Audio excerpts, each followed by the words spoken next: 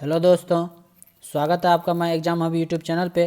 तो आज के इस वीडियो में देखेंगे बीपीएससी मेंस के लिए जो है जीएस पेपर 1 और सेक्शन ये आज का हिस्ट्री ही रहेगा।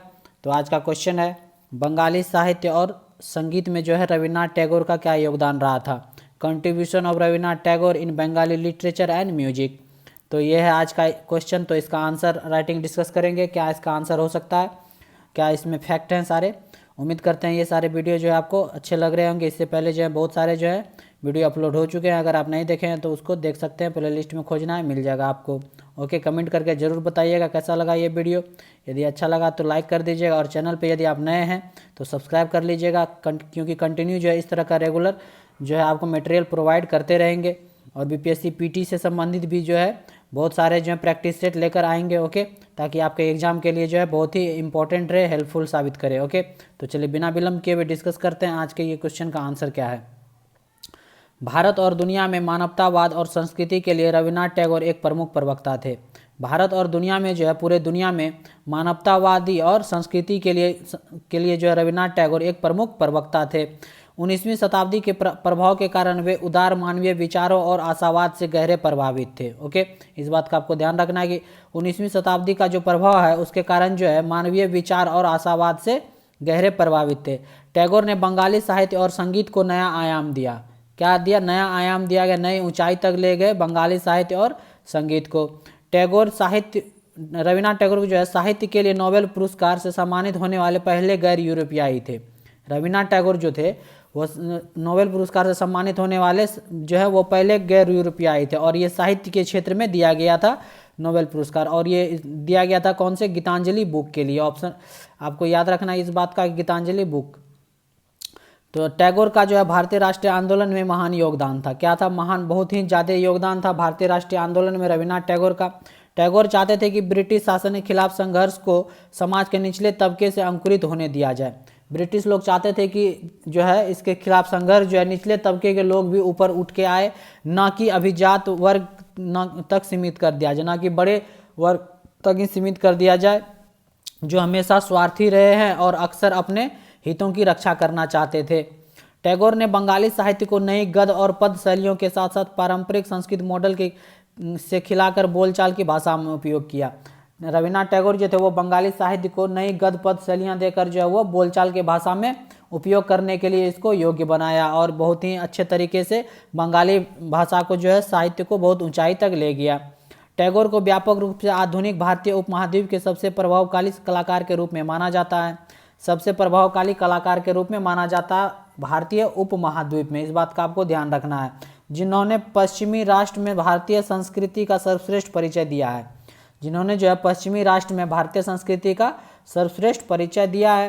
टैगोर ने कठोर शास्त्रीय रूपों एवं भाषाई संरचनाओं का विरोध करके बंगाली कला का आधुनिकीकरण किया। रविन्द्रनाथ टैगोर जो है कठोर शास्त्रीय रूप और भाषाई संरचनाओं का विरोध करके जो है बंगाली कला का आधुनिकीकरण किया, ताकि जो है बंगाली कला जो है ज़्यादा पूरे देश में पहुंच सके, देश विदेश तक इसकी चर्चा हो सके, वहां तक इसका अपना छाप छोड़ सके। उनकी रचना दो राष्ट्रों ने राष्ट्रगान के रूप में चुना था। और रविन्द्रनाथ टैगोर के जो रचना थे, जो भी लिखे थे ये, तो उनमें से दो राष्ट्र जो है अपने राष्ट्रगान के रूप में चुना। एक तो पहला है भारत का जनगण मन, और बांग्लादेश का अमार सोनार बांग्ला। ये दोनों एकमात्र इकलौते आदमी हैं जो दो देशों के राष्ट्रगान इनके द्वारा लिखा गया है। तो एक तो भारत का जनगण मन हो गया और बांग्लादेश का अमार सोनार बांग्ला, ये दोनों जो है रविन्द्रनाथ टैगोर के रचना हैं। ओके, चलिए नेक्स्ट देखते हैं। टैगोर परिवार बंगाल पुनर्जागरण के पीछे एक प्रेरक शक्ति था। बंगाल पुनर्जागरण के पीछे जो है टैगोर परिवार जो है एक प्रेरक का शक्ति था। टैगोर के पिता ने प्रतिभाशाली ध्रुपद संगीतकारों के एक समूह को घर में रहने और बच्चों को भारतीय शास्त्रीय संगीत सिखाने के लिए आमंत्रित किया। रविन्द्रनाथ टैगोर के पिता जो थे वह ध्रुपद संगीतकारों के समूह को जो है घर में रहने और बच्चों को भारतीय शास्त्रीय संगीत सिखाने के लिए आमंत्रित किया था। एक बंगाली कवि के रूप में टैगोर, जिन्होंने अपनी मातृभाषा बांग्ला में लिखा है, वे बांग्लादेश के उतने ही कवि हैं जितने कि वह भारत के हैं। ओके, इस बात का आपको ध्यान रखना है कि वो बांग्लादेश के जितने कवि उतने भारत के भी हैं। टैगोर की विपुल और बहुमुखी कविता साहित्यिक प्रतिभा ने बांग्ला साहित्य की हर शाखा पर भारी प्रभाव डाला। टैगोर का जो है विपुल और बहुमुखी कविता जो है ये साहित्यिक प्रतिभा जो बांग्ला साहित्य की हर शाखा पर भारी प्रभाव डाला, अच्छा प्रभाव डाला। वह एक कवि, दार्शनिक, कलाकार, नाटक सही, निबंधकार, गीत लेखक, लघु कहानी लेखक, शिक्षक और उपन्यासकार थे। बहुत सारे मल्टी टैलेंटेड आदमी थे, कितने सारे चीज़ करते थे ये। एक कवि के रूप में थे, दार्शनिक के रूप में थे, कलाकार भी थे, निबंधकार भी थे, गीत लेखक भी थे, लघु कहानी भी लिखते थे और शिक्षक भी थे और उपन्यासकार भी थे। कितने सारे चीज़ ये करते थे, इसलिए इतना महान थे ये। इसलिए विविधता, संख्या और कार्यों की निरंतरता के मामले में टैगोर का दुनिया में कहीं भी मिलान करना मुश्किल है। इतने सारे विविधताएं थे, इतने सारे गुण थे इसके अंदर, इतने सारे चीज़ करते थे अकेले। इसका जो है किसी भी से इसके जो है कार्यों की निरंतरता के मामले में जो है टैगोर का, रविन्द्रनाथ टैगोर का दुनिया में कहीं भी इसका मिलान करना मुश्किल है। इतने सारे वर्सेटाइल ये रचनाकार थे। एक मानवीय, सामाजिक और धार्मिक सुधारक, टैगोर की रचनाएं विशेष रूप से उनकी कविताओं और गीतों को नैतिक रूप में संपादित करने और सौंदर्य को बढ़ाने वाली है। ओके, बांग्ला भाषा का ज्ञान और उनके शब्दों की सुंदरता दोनों हर रचना में दिखाई देती है। जितने भी रचना किए हैं उसमें जो है बांग्ला भाषा का ज्ञान और उनके शब्दों की सुंदरता जो है उसके रविन्द्रनाथ टैगोर के हर रचने में दिखाई देती है। हर जितना भी चीज़ लिखे हैं उसके द्वारा दिखाई देता है, मतलब झलकता है एकदम, कितने बढ़िया है, इसका सौंदर्य कितना है, नैतिक कविताएं में जो है गीतों का नैतिक रूप झलकता है। ओके, तो ये सारे जो है फैक्ट हैं। अंतर्राष्ट्रीय स्तर पर जो है गीतांजलि टैगोर की सर्वश्रेष्ठ कविता संग्रह है। अंतर्राष्ट्रीय स्तर पर भी, यहाँ देश में ही नहीं पूरे विदेश तक जो है ये गीतांजलि जो है टैगोर जी का जो है सर्वश्रेष्ठ कविता संग्रह है, जिसके लिए उन्हें 1913 में नोबेल पुरस्कार दिया गया था। याद रखना आपको कब मिला था, 1913 में नोबेल पुरस्कार मिला था किसके लिए, गीतांजलि कविता संग्रह के लिए। गीतांजलि के अलावा अन्य उल्लेखनीय कार्यों में मानसी, सोनार तोरी जिसको गोल्डन बोट्स बोलते हैं, बालक आदि शामिल है। ये सारे जो उल्लेखनीय इनके रचना है, मानसी, सोनार तोरी, बालक, ये सारे जो हैं बहुत ही इंपॉर्टेंट, उल्लेखनीय, बहुत ही महत्वपूर्ण रचनाएं हैं रविन्द्रनाथ टैगोर की, ये बहुत ही फेमस हैं सारे। टैगोर की काव्यात्मक शैली विविधतापूर्ण है, बहुत सी वर्सेटाइल है, बहुत ही विविधतापूर्ण काव्यात्मक शैली। शास्त्रीय औपचारिकता से लेकर हास्य, दूरदर्शी कविता से परवानंद कविता तक। उन्हें व्यास और उपनिषद के अन्य ऋषि लेखकों, भक्ति, सूफी, रहस्यवादी कबीर और राम प्रसाद सेन आदि में गहन रुचि थी। इनको जो है बहुत सारे अन्य ऋषि लेखकों के जो है भक्ति, सूफी, रहस्यवादी कबीर, राम प्रसाद सेन के जो है इसमें बहुत ही इसको रुचि था।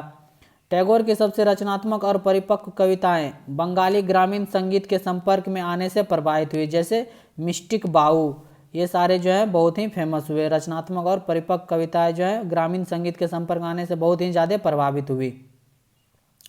बाद में बंगाल में नई काव्य शैलियों के विकास के साथ टैगोर ने अपनी शैली बदल दी और दुनिया की विभिन्न काव्य शैलियों को बांग्ला कविता के साथ मिलाकर एक अनूठी शैली विकसित की। टैगोर जो है विपुल संगीतकार थे। किस तरह के संगीतकार थे, विपुल संगीतकार थे, जिनके पास 2000 से अधिक गाने थे, 2000 से अधिक गाने लिखे थे।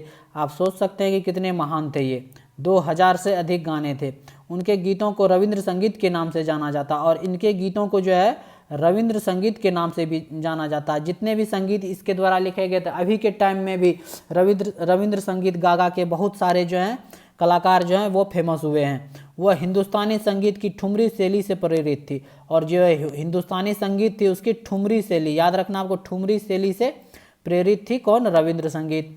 बंगालियों के लिए गाने की अपील भावना, शक्ति और सुंदरता के संयोजन से उपजी है, जो टैगोर की कविता से भी बढ़कर है। इस तरह की आधुनिक समीक्षाएं में देखा गया कि बंगाल में कोई सुसंस्कृत घर नहीं है जहां रविंद्र के गीतों को गाया नहीं जाता है। बंगाल में ऐसा कोई घर नहीं है जहां पे जो है रविन्द्रनाथ टैगोर के संगीत को गाया जाता हो और सुना जाता हो, क्योंकि ये बहुत ही ज़्यादा कविता का संग्रह किए थे, लगभग 2000 से ज़्यादा, और इसका रविंद्र संगीत के नाम से पूरे भारत में फेमस है, पूरे बंगाल में फेमस है। और इसके बेसिस पे जो बहुत सारे नए नए कलाकार जो है रविंद्र संगीत गा के फेमस होते हैं और उसको सीखते हैं। कम से कम गाने का प्रयास किया जाता है, यहाँ तक कि अनपढ़ ग्रामीण भी उसके गीत गाते हैं। यहाँ तक कि अनपढ़ ग्रामीण जो है, जो पढ़ा लिखा नहीं है, वो भी इसके गीत को गाना पसंद करते हैं, सुनते हैं, अच्छा लगता है। टैगोर ने सितार वादक विलायत खान और सिरोदिया, बुद्धदेव दास गुप्ता और अमजद अली खान को भी प्रभावित किया। यहाँ तक कि रविन्द्रनाथ टैगोर जो है सितार वादक विलायत खान को और सरोदिया जो है बुद्धदेव दास गुप्ता को जो सरोदिया था, और अमजद अली खान को भी प्रभावित किया। रविन्द्रनाथ टैगोर से ये लोग भी प्रभावित हुए, इतने महान हस्ती थे ये। उम्मीद करते हैं जो ये फैक्ट ये सारे रविन्द्रनाथ टैगोर के आपको पता चल गए होंगे क्या क्या हुए थे। तो ये वीडियो कैसा लगा कमेंट करके ज़रूर बताइए। यदि अच्छा लगा तो लाइक कर दीजिएगा और चैनल पर नए हैं तो सब्सक्राइब कर लीजिएगा, ताकि इससे जो हमको मोटिवेशन मिल सके और ज़्यादा से ज़्यादा वीडियो आपको प्रोवाइड कर सके। तो मिलते हैं नेक्स्ट वीडियो में। देखते रहिए my exam hub YouTube channel. Thank you for watching.